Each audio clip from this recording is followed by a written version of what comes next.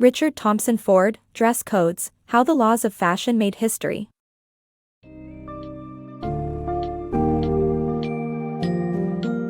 Embark on a fascinating journey through the history of dress codes and the dynamic role of fashion in shaping society. With this summary of Richard Thompson Ford's Dress Codes, How the Laws of Fashion Made History. Witness how societies have used clothing to indicate and maintain status, control social structures, and express political ideals.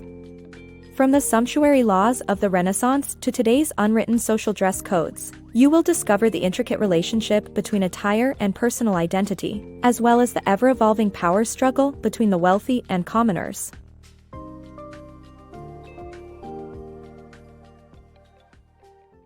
Clothing as a sign of identity. Clothing is a visible expression of one's identity and status within the community. From the sumptuary laws of the 14th century to the dress codes of Queen Elizabeth I, clothing has been used to maintain social hierarchies. As the Black Plague subsided and merchants and commoners gained wealth, dress codes became threatened. Italian laws forced prostitutes to wear bright colors, while Jewish women were required to wear hoop earrings as a sign of their identity. Clothing may indicate personality and gender, but it is also a means of asserting oneself within a social group.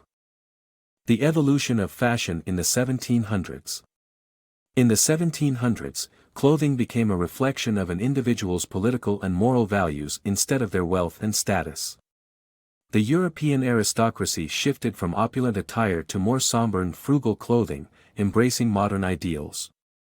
The three-piece suit was introduced by King Charles II as a symbol of refined elegance, and the wig evolved to become more practical for modern-thinking men.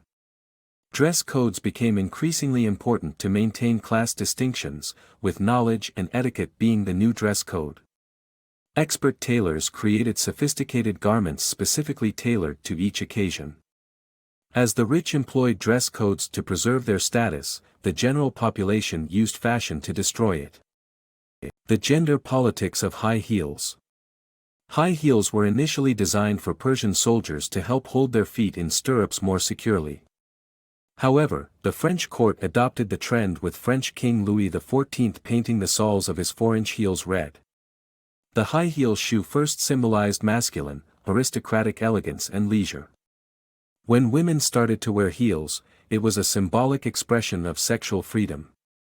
However, men later rejected the shoes as uncomfortable opulence and foisted them onto women, furthering female objectification. High heels were even mandated for working women in the 20th century. Today, with advances in gender equality, the shoes serve alternately as a symbol of the patriarchy or as a tool of chic authority or sexual power, a single item of clothing that embodies a myriad of controversies, contradictions, pleasures, pain, and prejudice of gendered clothing. The red-soled high heel remains a symbol of wealth and power thanks to designer Christian Louboutin, but the significance of this fashion statement has evolved with time. The power and politics of clothing. Enslaved people in South Carolina were prohibited from dressing above their station as a means to maintain white superiority. During the Civil Rights Movement, clothing became a tool of social expression. While some black protesters sought to dress respectably to match white standards, others rejected this idea and wore clothing reminiscent of working-class people.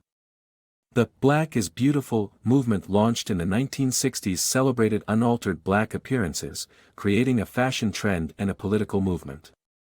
However, dress codes quickly followed, disguised as efforts to maintain professionalism, but were ultimately discriminatory.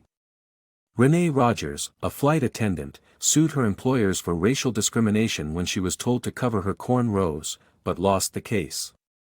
Many more cases followed, ultimately leading to laws protecting everyone's right to wear their natural hair. Breaking gender conventions. School officials denied Ania Wolf's entrance to the prom in 2016 because she wore a masculine-style suit.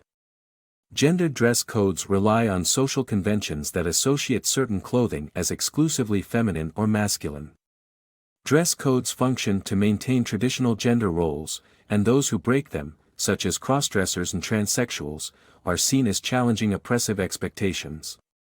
In this case, Wolf's suit represented a woman stepping outside of her designated reproductive role and taking on a male persona, which directly threaten gender conventions. Fashion, a historical marker of gender inequality. Throughout history, fashion has been used to underscore the gender gap, with men rejecting opulent clothing while women wore heavily adorned attire. Women's clothing became a symbol of their marital status and extensions of their husbands. Fashionable women wore constricting clothing which physically and metaphorically worked against women's freedom of movement, becoming emblematic of keeping women from advancing. The rational dress movement in the 1800s failed to abolish hazardous clothing, such as corsets, that causes adverse health effects. Women did not make progress until the First World War, where they could not wear tight-laced corsets while working, and they embraced boyish flapper haircuts, shift dresses, and dramatic makeup, violating centuries of dress codes in the name of sexual and personal freedom. Despite the business dress codes, the flapper look became prevalent by the mid-1920s, sparking the mass production of makeup. Today, unwritten social dress codes remain in force for women without means and people of color, who seem excluded from the dress-down trend. The language of luxury. The laws surrounding trademarks and luxury goods draw similarities to the sumptuary laws of the Renaissance era. By protecting the exclusivity and ownership of luxury items such as Chanel, Ralph Lauren, and Tiffany, trademark law aims to maintain their rare and prestigious status.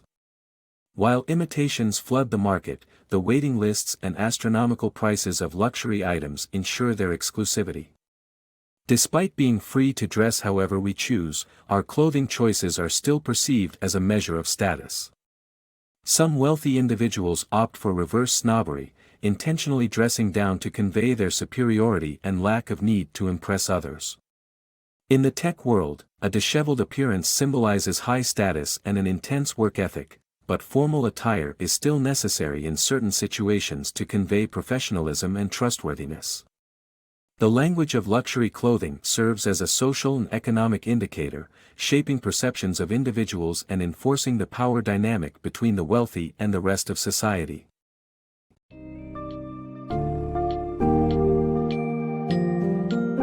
Having explored the captivating world of dress codes, we can now appreciate the major role fashion and clothing have played in shaping and reflecting societal values throughout history.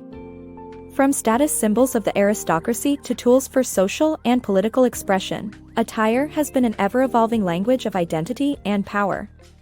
By understanding the stories behind high heels, civil rights movement fashions, and the fashion choices of today's tech giants, we gain insight into the ongoing battles for equality and personal freedom. Clothing continues to serve as a crucial emblem of social expectations and individuality, reminding us that what we wear says a lot more about us than we may realize.